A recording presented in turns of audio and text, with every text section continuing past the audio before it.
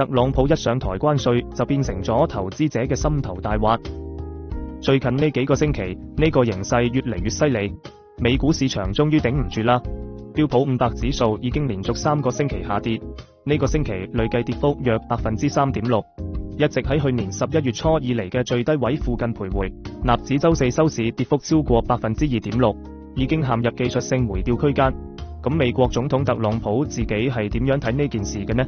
當地時間3月6號，特朗普表示，佢同佢嘅團隊喺制定關稅政策細節嘅時候，根本唔會考慮股市嘅反應，仲將呢幾日股市下跌嘅責任推俾咗全球主義者。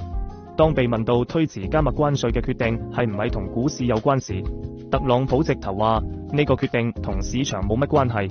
佢仲話，我甚至冇考慮過市場，因為長遠嚟睇，美國將會因為呢度發生嘅事變得好強大。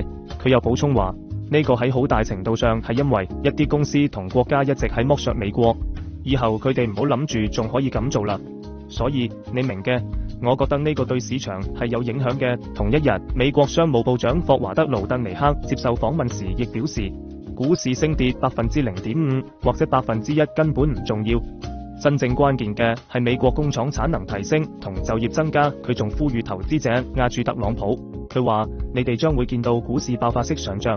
如果聽日仲未出現呢種情況，咁就係因為大家未反應過嚟，佢哋應該壓住特朗普。實際上，特朗普政府近期對於市場波動嘅表態都差唔多。財政部長貝森特呢個星期二曾話，受指是暫時的。特朗普喺4號國會發言時亦強調，新關稅帶來嘅小波動係換取長遠收益必須付出嘅代價。不過以前美股表現可係被特朗普當作佢任期內嘅關鍵 KPI。呢種想法仲有個講法叫特朗普看跌期權，意思就係總統會阻止股市跌得太慘。但而家情況好似變咗。野村經濟學家喺一份報告裏提到，而家嘅情況令投資者對特朗普看跌期權產生咗懷疑。研究公司亦發出警告，除非美股有進入熊市嘅風險，唔然特朗普唔太可能淨係為咗投資者嘅利益就妥協。美股未來究竟會點樣，真係好難捉摸，我哋就繼續關注啦。